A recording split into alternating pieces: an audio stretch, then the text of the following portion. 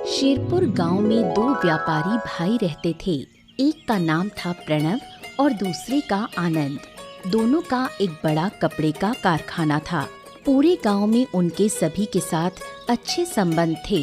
बड़ा सा घर और बहुत सारी जमीन जायदाद के मालिक थे प्रणव और आनंद।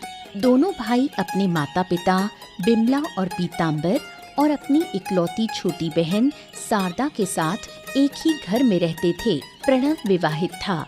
उसकी पत्नी आस्था एक गृहिणी थी। उनका जीवन बहुत ही आरामदायक और ऐशो आराम से भरपूर था। दोनों भाइयों के बीच बहुत ही अच्छी समझ और तालमेल था। छोटे आनंद, काम तो बिल्कुल आनंदमयी है। देख, पिछले महीने हमने पूरे 4 लाख रुपए के कपड़े निर्यात किए। इस महीने भी हमारे कपड़े की मांग लगातार बढ़ती जा रही है। हाँ भैया, कितने सालों की मेहनत और लगन के बाद हम अपने सपनों की जिंदगी जी पा रहे हैं। मजा आ रहा है सब सुनकर, देखकर। हाँ, बिल्कुल सही कहा तूने। हाँ, मुझे भी याद है एक समय था जब हम झोपड़ी में रहा करते थे। ढंग के कपड़े नहीं होते थे और 2 वक्त का खाना भी मुश्किल से नसीब होता था। और आज देख, बदन पे कपड़े नहीं होते थे, लेकिन आज हम कपड़े एक्सपोर्ट कर रहे हैं, मतलब बाहर निर्यात कर रहे हैं।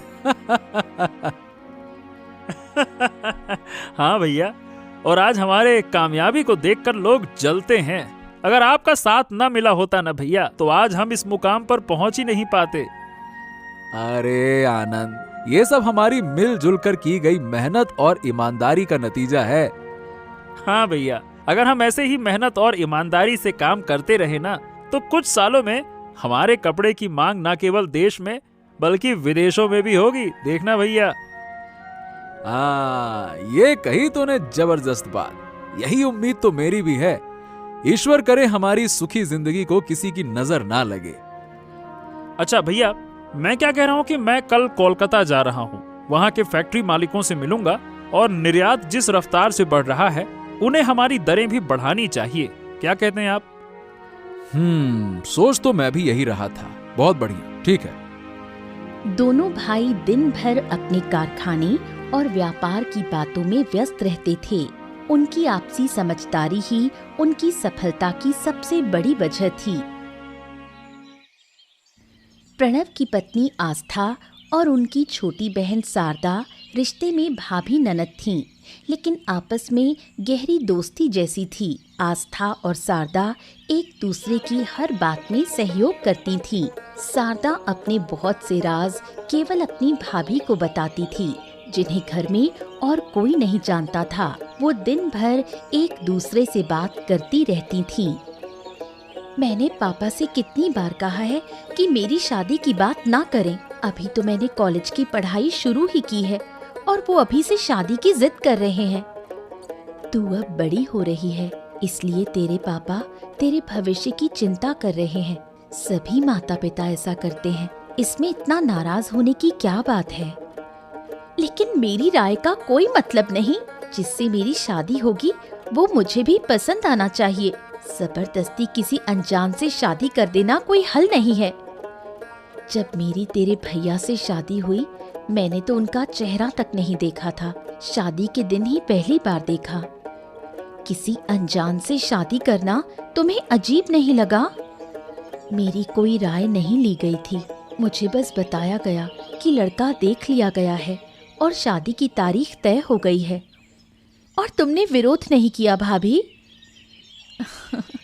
मेरे पापा बहुत जिद्दी थे। वो जो तय करते थे वही करना पड़ता था। कम से कम तेरे पापा तेरी बात तो सुनते हैं। तुम्हारी शादी जबरदस्ती हुई थी, तुम्हें कोई पछतावा नहीं। अगर जिससे मैंने शादी की वो अच्छा ना होता तो शायद पछतावा होता, लेकिन तुम्हारे भैया बहुत अच्छे इंसान हैं, इसलिए कोई पछतावा नहीं। आस्था की बात सुनकर शारदा का अपने पिता पीताम्बर के प्रति जो गुस्सा था वो पल भर में दूर हो गया।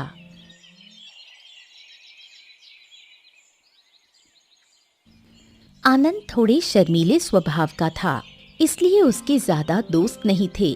उसका बस एक ही घनिष्ठ मित्र था, मुरली। मुरली और आनंद बचपन के दोस्त थे और मुरली अक्सर आनंद के घर भी आता था। यार मुरली, मैं कब से देख रहा हूँ तू गोल मोल बातें कर रहा है। अरे भाई, तुझे हुआ क्या है? अगर साफ साफ नहीं बोलेगा तो मैं समझूंगा कैसे बे? साफ साफ बोल। अरे यार, बहुत छोटी उम्र में माता पिता को खो दिया था। पूरी जिंदगी अकेलेपन में बीती है। लेकिन सही बताऊं तो अब यह अकेलापन और अच्छा नहीं लगता यार। अबे, तेरी तकलीफ मैं समझ सकता हूँ। अपने परिवार के साथ रहना एक अलग ही सुख देता है। ये बात तो तूने सही कही। वही तो, तू जब दिन भर काम करके लौटता है तो वहाँ तेरे माँ बाप, भैया भाभी, बहन सब हैं। लेकिन मुझे देख, इस गांव में मुझसे ज्यादा अकेला शायद कोई नहीं है। अबे यार, ऐसा क्यों बोलता है? मेरा घर तेरे घर जैसा ही है। मेरे माँ बाप भी तुझसे बहुत प्यार करते हैं, समझा? फालतू की बात मत करा कर। हाँ, अकेला अकेला कोई अकेला नहीं तू। अबे यार, वो सब अलग बात है, लेकिन दिन के अंत में अपना परिवार तो चाहिए ही ना आनंद। मुझे लगता है कि अब मुझे शादी कर लेनी चाहिए। तू कोई अच्छी लड़की खोज देना मेरे लिए। मुरली तो मेरा बहुत अच्छा दोस्त है और इंसान भी बहुत अच्छा है। अगर इसकी शादी सरदा से हो जाए तो। अरे आनंद, कहाँ खो गया? कुछ बोल क्यों नहीं रहा? क्या सोच रहा है? अरे वो नहीं, ये बता, तू मेरी बहन सरदा को जानता है? उसके लिए भी हम लड़का ढूंढ रहे हैं। अब अगर तुझे कोई आपत्ति ना हो तो। अरे लेकिन क्या सरदा मुझसे शादी करने के लिए राजी होगी? अगर उसे कोई आपत्ति नहीं तो भाई मुझे क्या दिक्कत है? मैं तो कब से जानता हूँ सरदा को, बचपन से।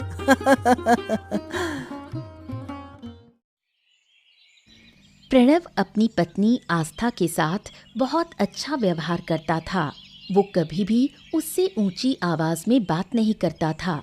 अगर आस्था कभी कोई गलती कर बैठती तो प्रणव बहुत ही प्यार से उसे समझाने की कोशिश करता और आस्था भी किसी भी बात को लेकर बिना किसी हिचकिचाहट के प्रणव से बात कर सकती थी। इसलिए उसने घर के कामों के साथ साथ नौकरी करने का फैसला किया और ये बात प्रणव से साझा करने की सोची।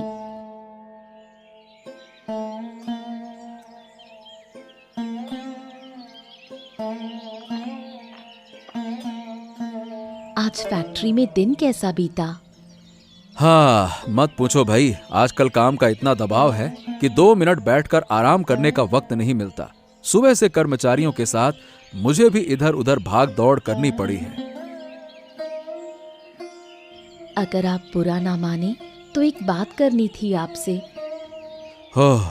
ओहो भाग्यवान, आज तक मैंने तुम्हारी किसी बात का बुरा माना है क्या?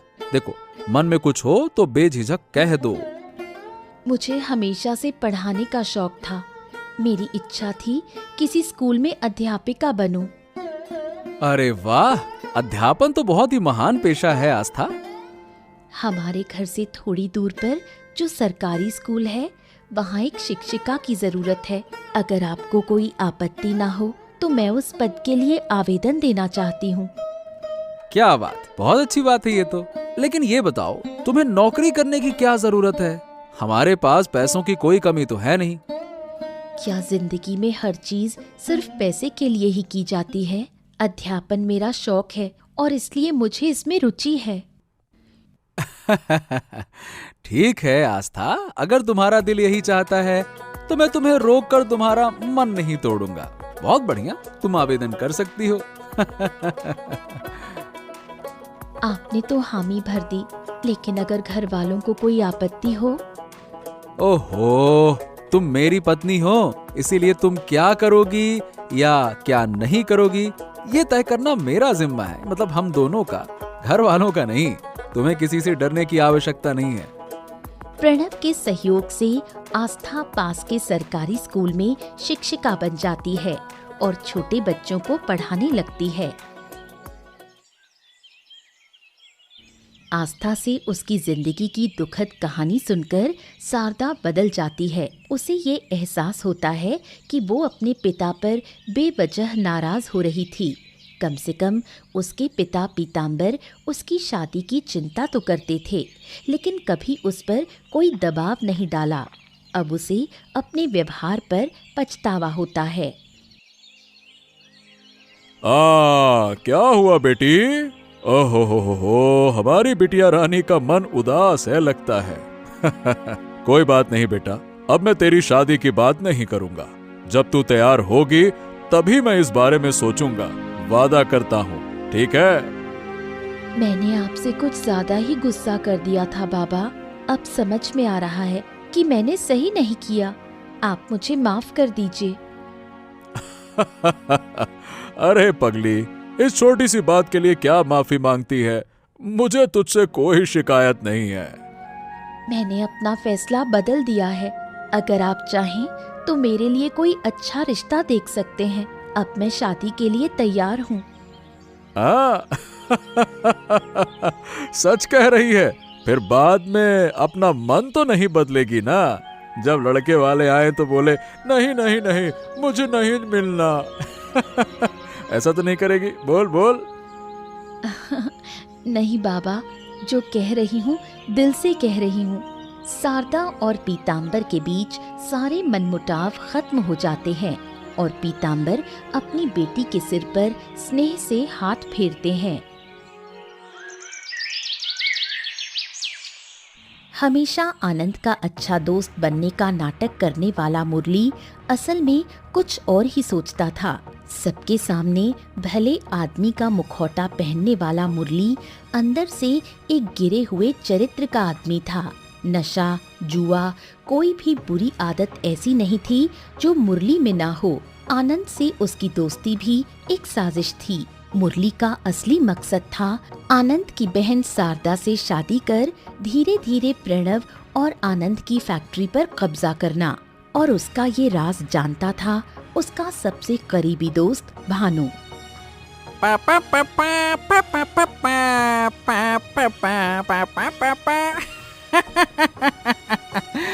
मेरे यार बनेगा दूल्हा बड़े प्यार से, चढ़ेगा घोड़ी टिंग टिंग टिंग टिंग। आखिरकार वो तमन्ना पूरी होने जा रही है जो तू सालों से कर रहा था। आनंद तेरे जाल में फंस गया, फंस गया।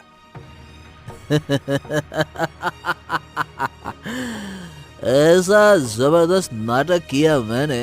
अब वो मेरे जाल में ना फंसता तो क्या करता? सालों से सब कुछ प्लान कर रहा था। एक दिन की बात तो थी नहीं, तो होना ही था जो मैं चाहता। लेकिन तेरी जो फितरत है, मुझे नहीं लगता कि शादी के बाद तू सरदा को एक दिन भी चैन से जीने देगा।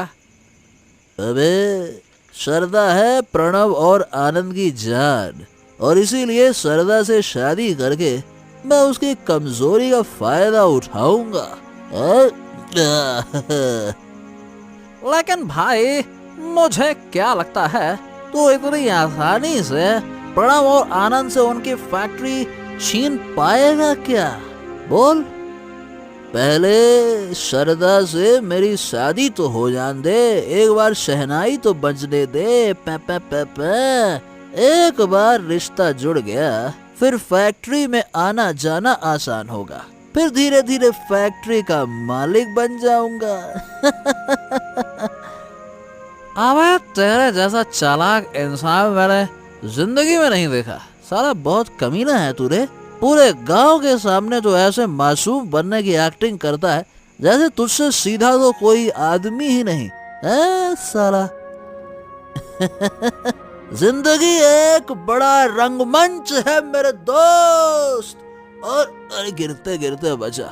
और इस रंगमंच पर हमें हर पल अभिनय करना पड़ता है, वरना ये दुनिया हमें जीतने नहीं देगी मेरे भाई।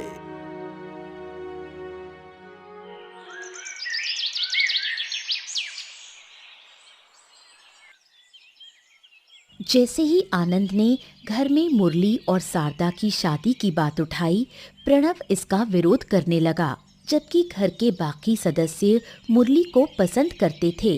प्रणव शुरू से ही उस पर शक करता था।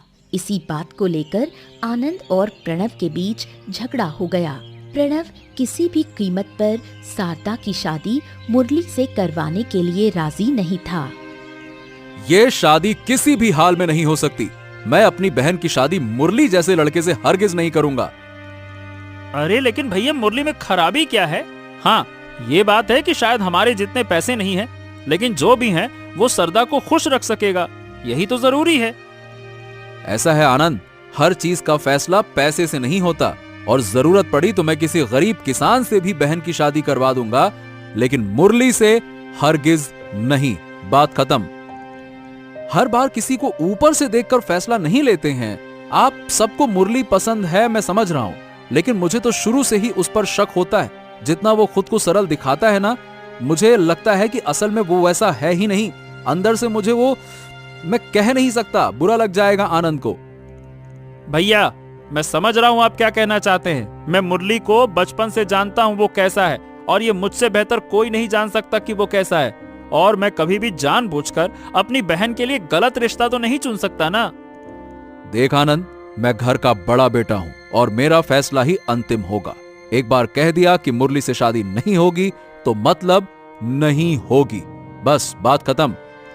ये गजब है भाई, जिंदगी में पहली बार मैंने कोई फैसला लिया और उसमें भी तुम दखल दे रहे हो। इस घर का बेटा होकर भी मुझे नहीं लगता कि इस घर में मेरे फैसले की कोई अहमियत है। अब जब सब खुद ही करना है तो फिर मुझसे पूछना भी मत। बात करते हैं। ये कहकर आनंद वहाँ से चला जाता है, लेकिन पीतांबर और बिमला उसे समझाने की कोशिश करते हैं, क्योंकि उन्हें मुरली शारदा के लिए उपयुक्त लगता था।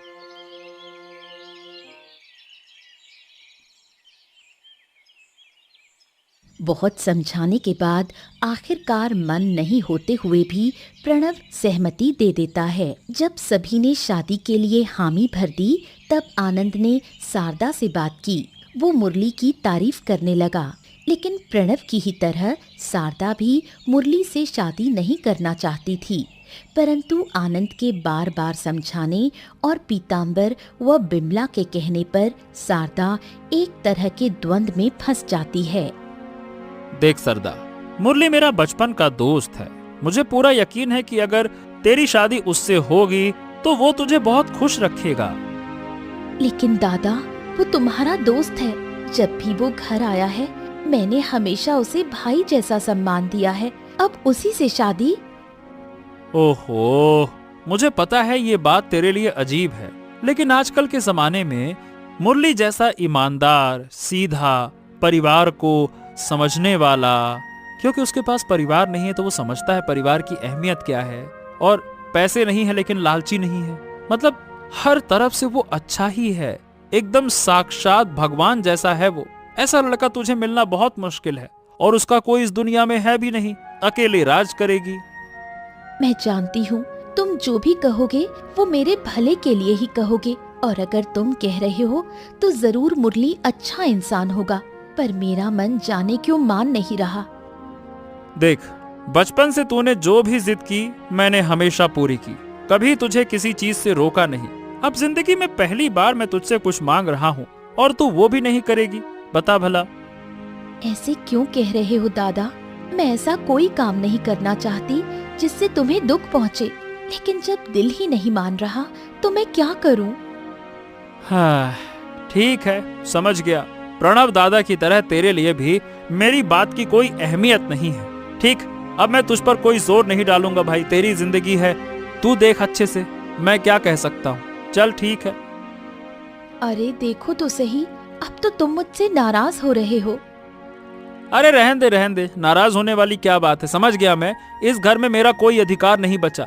नाराज होकर भी क्या होगा जब कोई मुझे अपना ही नहीं समझता। नाराज आदमी अपनों से होता है, परायों से नहीं। और जो मुझे अपना नहीं पराया समझते हैं, उनसे नाराज होकर भी क्या होगा। ओफो, अच्छा ठीक है, अगर तुम सब चाहते हो कि मेरी शादी मुरली से ही हो तो ऐसा ही होगा, मुझे कोई आपत्ति नहीं। अनिच्छा के बावजूद अपने भाई की खुशी के लिए शारदा शादी के लिए हाँ कह देती है, लेकिन उसके मन में अब भी संशय बना रहता है। मुरली और शारदा की शादी को लेकर भले ही सब खुश नजर आ रहे थे, लेकिन प्रणव के मन में अब भी विरोध था। इसलिए बहुत कोशिशों के बावजूद वो इस शादी को स्वीकार नहीं कर पा रहा था। मगर घर के बाकी लोगों की खुशी के सामने वो कुछ कहना नहीं चाहता था। वो चुपचाप रहने लगा और जब भी शादी की बात होती वो उसे टालने की कोशिश करता। ये बात पीताम्बर ने महसूस की और इस वजह से वो भी उदास रहने लगा। जब से शारदा और मुरली की शादी की बात चली है, प्रणव हमेशा उदास रहता है। अब तो वो किसी से गुस्से में बात भी नहीं करता और अब तो तुम भी चुपचाप से रहने लगे हो। देखो विमला, तुम जानती हो प्रणव और आनंद दोनों ही सरदा से कितना प्यार करते हैं। उनके लिए अपनी खुशी से ज्यादा सरदा की खुशी मायने रखती है। लेकिन अब जब उसकी शादी तय हो रही है तो प्रणव ही खुश नहीं है। प्रणव बेवजह चिंता कर रहा है। क्या मुरली को हम आज से जानते हैं? मेरा मन कहता है कि वो हर लिहाज से शारदा के लिए अच्छा रहेगा। अब एक तरफ आनंद की जिद है और दूसरी तरफ प्रणव का मनमुटाव। मैं तो कोई पक्का फैसला नहीं ले पा रहा। क्या वाकई मुरली से शादी करना सही है? समझ ही नहीं आता मुझे तो। आनंद ने मुरली से बात भी कर ली है। शादी की बात पक्की हो चुकी है। अब अगर हम फैसला बदलते हैं तो आनंद अपने दोस्त के सामने छोटा पड़ जाएगा। हाँ, शुरू में मैं भी आनंद की बात से सहमत हो गया था, लेकिन अब न जाने क्यों चिंता हो रही है कि क्या वाकई मेरी बेटी खुश रहेगी। अब इन सब बातों से अपनी सेहत मत बिगाड़ो। उल्टा ये सोचो कि हमने एक जाने पहचाने लड़के से अपनी बेटी की शादी तय की है। हाँ, शायद तुम ठीक कह रही हो। मैं कुछ ज्यादा ही सोच रहा हूँ। समय बीतता गया और मुरली और शारदा की शादी का दिन पास आ गया। लेकिन इस शादी को लेकर सिर्फ आनंद और बिमला को ही सच्ची खुशी थी। बाकी सब किसी न किसी चिंता में डूबे थे। शादी में अब कुछ ही दिन बाकी थे। इसी बीच मुरली ने पैसे खिलाकर प्रणव की फैक्ट्री के कर्मचारी को अपने पक्ष में कर लिया। फिर दोनों मिलकर तरह तरह की साजिशें रचने लगे। मुरली का एकमात्र उद्देश्य था प्रणव और आनंद का बिजनेस अपने नाम पर कर लेना, उनकी सारी दौलत हड़प कर एक ऐशो आराम भरी जिंदगी जीना। मेरे खुशियों के दिन आने वाले हैं। आनंद और प्रणव का वो आलीशान घर, गाड़ियां और बेहिसाब दौलत सब मेरा होगा।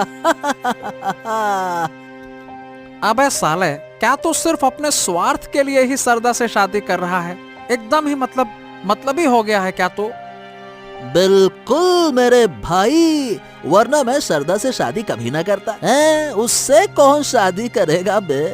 और अगर शादी के बाद सरदा को तेरी इन साजिशों का पता चल गया तब क्या करेगा? शादी के बाद मैं सरदा को इस कदर कंट्रोल में रखूंगा ना कि वो मेरी इजाजत के बिना हिलेगी भी नहीं।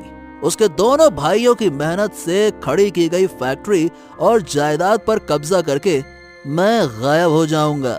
फिर क्या करोगे? लेकिन तू गायब हो गया तो सरदा का क्या होगा? सरदा का क्या होगा क्या नहीं होगा, अबे मुझे उससे क्या फर्क पड़ता है? मैं क्या जानूं क्या होगा? मैं तो सिर्फ अपने मकसद के लिए उससे शादी कर रहा हूँ। एक बार मकसद पूरा हो जाए फिर मेरा उससे क्या लेना देना। फिर मैं गायब, रफू चक्कर।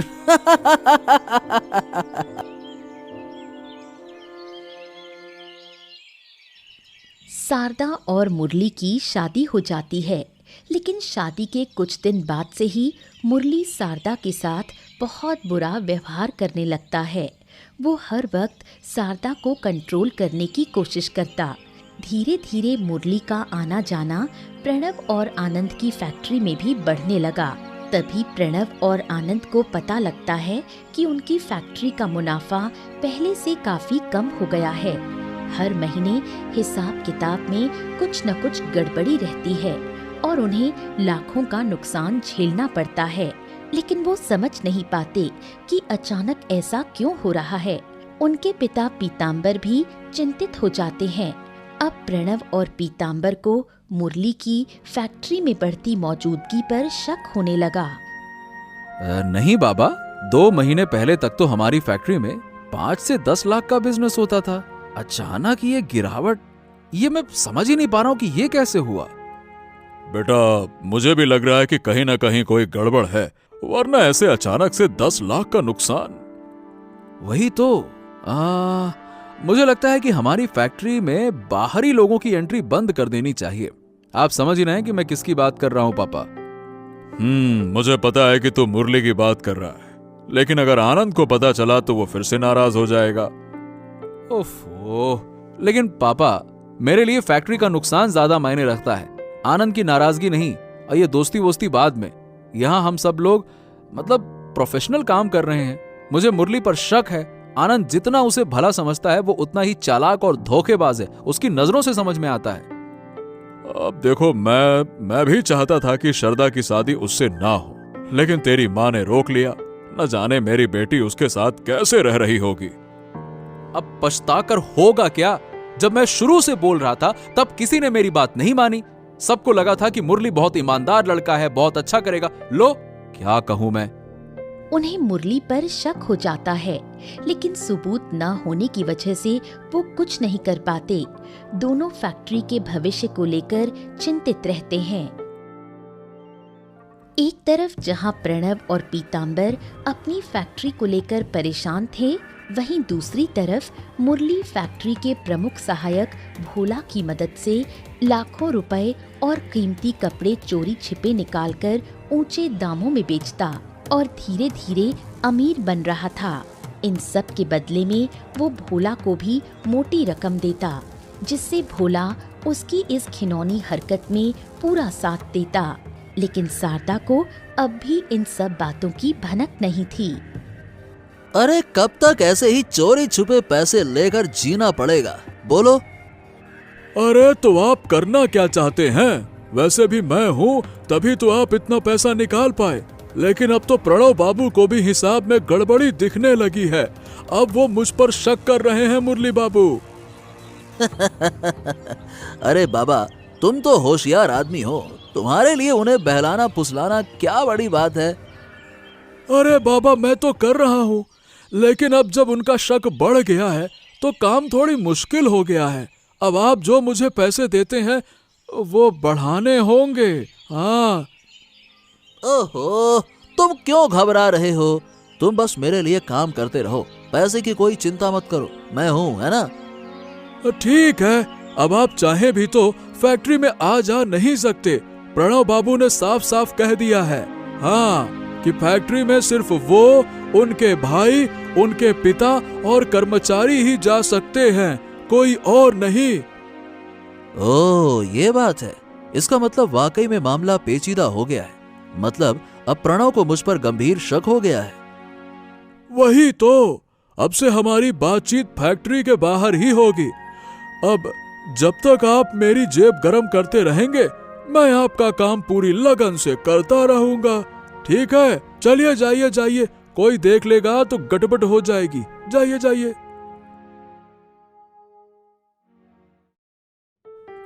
प्रणव द्वारा मुरली पर शक करना और फैक्ट्री में बाहरी लोगों के आने पर पाबंदी लगाने की बात कानों तक पहुंचते ही आनंद आग बबूला हो गया। उसे ये बिल्कुल मंजूर नहीं था कि प्रणव उसके सबसे घनिष्ठ दोस्त पर शक करे और उसका अपमान करे। प्रणव, मैं क्या सुन रहा हूँ कि तूने फैक्ट्री में नया नियम लागू कर दिया है। ये क्या बेवकूफी है? वाह वाह वाह, बड़ा भाई कुछ करे तो बेवकूफी है। क्योंकि भाई आजकल फैक्ट्री में बाहरी लोगों की आवाजाही बहुत बढ़ गई है, जो मुझे बिल्कुल पसंद नहीं है। इसीलिए मैंने नया नियम लागू किया है। मुझे तो समझ नहीं आता कि मुरली ने तेरा बिगाड़ा क्या है। श्रद्धा से शादी के समय से ही तू उसके पीछे पड़ा एकदम हाथ धोकर। और मुझे ये समझ नहीं आ रहा कि जब मैं तुझसे पहले भी कई बार कह चुका हूं कि वो मुझे पसंद नहीं है, तो फिर तू क्यों पीछे पड़ा है उसे मेरी जिंदगी में डालने के लिए। शायद उसने मेरा कुछ नहीं बिगाड़ा, लेकिन कुछ लोगों का चेहरा देखते ही समझ में आ जाता है कि उनकी नीयत कैसी है। इस तरह की बात करके तू मेरे दोस्त का अपमान कर रहा है। चाहे जैसा भी हो, मुरली तेरे जैसा नीच नहीं है। जरा जबान संभाल के बात कर आनंद। ये मत भूल कि मैं तेरा बड़ा भाई हूं, तेरा दोस्त नहीं जिससे तू जो मन में आए वो कह दे। तो असल बात ये है कि तू हमेशा से सब कुछ अपने कंट्रोल में रखना चाहता है, और मुझको भी, है ना? अरे तू अपने मनपसंद लड़के से श्रद्धा की शादी करवाना चाहता था, जो हो नहीं पाया। अब तू इस तरह से बदला लेगा, है ना? अरे जा, जिस दिन से मुरली ने फैक्ट्री में आना जाना शुरू किया है, तब से ही हमें लाखों रुपए का नुकसान उठाना पड़ा है। क्या तुझे नहीं लगता कि इसके पीछे कोई कारण है? अरे क्या बात करते हो? मुरली ऐसा इंसान है जिस पर मैं आंख मूंद कर भरोसा कर सकता हूँ। तुम चाहे जो कर लो, मैं अपने दोस्त के खिलाफ कुछ भी नहीं सुनूंगा। हाँ तो ठीक है, ठीक है, ठीक है। आज तुझे तेरा दोस्त मुझसे ज्यादा सच्चा लग रहा है ना? पर जिस दिन मेरी बातें सच साबित होंगी, उस दिन तू मुझे याद करेगा, देख लेना। अपने दोस्त मुरली पर अंधविश्वास के चलते आनंद अपने ही भाई के खिलाफ खड़ा हो जाता है। कई दिन बीत जाते हैं। एक शाम मुरली और भानु मुरली के घर पर बैठकर मस्ती कर रहे थे। शारदा उस समय मंदिर में पूजा के लिए गई हुई थी। अकेले होने के कारण वो दोनों आराम से नशे में डूबे रहते हैं। तभी अचानक भोला मुरली के घर में घुस आता है। उसे देखकर मुरली और भानु दोनों चौंक जाते हैं। भोला की आंखों में गुस्सा साफ झलक रहा था। अबे भोला, बिना बताए इस तरह अचानक घर में घुस आए। कुछ जरूरत होती तो मुझे बुला लेता ना, मैं मिलने आ जाता। अरे नाटक मत कीजिए। पिछले 1 महीने से आपने मुझे एक भी पैसा नहीं दिया है, और मैं दिन रात फैक्ट्री में आपकी करतूतें छिपा रहा हूँ। अरे धीरे बोल, धीरे। मेरी पत्नी सरदा घर पर नहीं है, लेकिन वो किसी भी वक्त आ सकती है। धीरे बोल। अगर उसे ये सब कुछ पता चल गया तो सब बर्बाद हो जाएगा, 1 रुपए नहीं मिलेगा तुझे। अरे तो उसे पता चलना ही चाहिए। उसे जानना चाहिए कि उसका पति उसके भाइयों की मेहनत की कमाई डकार रहा है। अगर वो जान गई तो शायद वो आपके साथ एक दिन भी ना रहे। अरे आज तक जब भी तूने पैसे मांगे हैं मैंने दिए हैं ना। इस बार थोड़ी देरी हो गई तो तू मुझसे इस तरह से बातें करेगा। भावनात्मक ड्रामा मुझ पर मत चलाइए, समझे आप? ऐसा आप कर रहे हैं और सारा बोझ मैं उठा रहा हूँ। मैं नया बिजनेस शुरू करना चाहता हूँ, इसीलिए अभी पैसों की तंगी चल रही है भोला, समझो। आखिरी बार कह रहा हूँ, अगर 3 दिन में मुझे 2 लाख रुपए नहीं मिले तो मैं आपकी सारी की सारी सच्चाई प्रणव बाबू को बता दूंगा। बात करते हैं 2 दिन, 3 दिन, 4 दिन। देख मुरली, तुझ में अब लालच घर कर गया है। भोला की धमकी से मुरली चिंता में पड़ गया, लेकिन उन्हें नहीं पता था कि पर्दे के पीछे शारदा ने उनकी सारी बातें सुन ली हैं। सारी सच्चाई जानने के बावजूद शारदा तुरंत मुरली से झगड़ा नहीं करती। वो एक योजना बनाती है। अगले दिन वो चुपचाप जाकर भोला से मिलती है। समझदार शारदा जान गई थी कि अगर भोला से मुरली की सच्चाई उगलवानी है तो उसे पैसों का लालच देना होगा। कल जो कुछ आपने कहा सब मैंने सुन लिया था। अगर आप खुद जाकर पुलिस को मुरली के सारे गुनाह बता दें तो मैं आपको 5 लाख रुपए दूंगी। 5 लाख? क्या आप सच में मुझे इतनी बड़ी रकम देंगी? बिल्कुल, लेकिन पहले आपको पुलिस को सच्चाई बतानी होगी, क्योंकि आप ही अकेले गवाह हैं जो मुरली की सारी चालें उजागर कर सकते हैं। 5 लाख के प्रस्ताव से भोला तुरंत तैयार हो गया और वो पुलिस के सामने मुरली की सारी करतूतों का खुलासा करता है। शारदा और भोला सबूत लेकर पुलिस के पास जाते हैं और मुरली को गिरफ्तार करवा देते हैं। मुझे तो पहले से ही शक था, और देखो आज मेरा शक सही साबित हुआ। जिस दोस्त पर भरोसा करके मैं अपने भाई के खिलाफ खड़ा हो गया, अपनी प्यारी बहन की शादी उससे कर दी, आज वही सबसे बड़ा धोखेबाज निकला। दादा, दादा मुझे माफ कर दो, मुझे माफ कर दो दादा। अरे सबसे बड़ी क्षति तो मेरी बेटी की हुई। उसे ऐसा घटिया इंसान के साथ ब्याह करके मैं उसका जीवन बर्बाद कर बैठा। क्या कहूँ मैं? बाबा, आप मत रोइए। जो कुछ मेरे भाग्य में लिखा था वही हुआ, लेकिन मुझे संतोष है कि मैं असली अपराधी को पकड़वा पाई। वो सरदा देवी, मैंने आपसे जो वादा किया था वो वादा पूरा कर दिया। अब मेरे 5 लाख रुपए दे दीजिए। 5 लाख? मुझे पता था बिना लालच के आप सच नहीं बोलेंगे, इसलिए मैंने ये चाल चली थी। वाह बहन वाह, तू सचमुच ही बहुत समझदार है। तेरी वजह से ही मुरली पकड़ा गया और हमारी फैक्ट्री तबाह होने से बच गई। शारदा मुरली से रिश्ता तोड़ देती है। मुरली का जीवन जेल की काल कोठरी में गुजरने लगता है। प्रणव, आनंद और पीतांबर मिलकर अपने कपड़ों की फैक्ट्री फिर से शुरू करते हैं। शारदा अपने मायके लौट आती है और बच्चों को पढ़ाने लगती है। सब मिलजुल कर फिर एक सामान्य और सुखमय जीवन जीने लगते हैं।